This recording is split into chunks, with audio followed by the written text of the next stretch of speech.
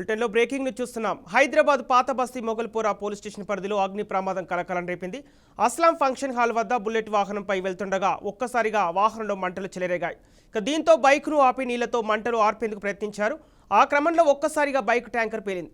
పేలుడు దాటికి బైక్ యజమానికి మంటలు అంటుకున్నాయి. దాదాపు 80% కాలిపోయాడు.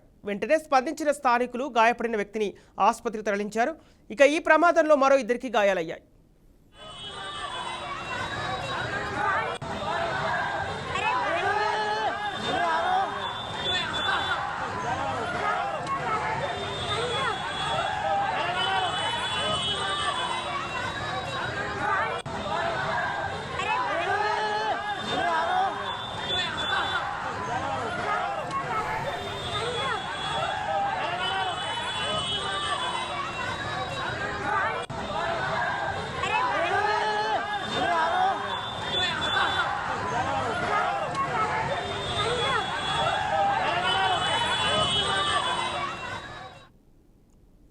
హైదరాబాద్ పాత బస్తీ మొగల్పురా పోలీస్ స్టేషన్ పరిధిలో అగ్ని ప్రమాదం కలకలం రేపుతోంది.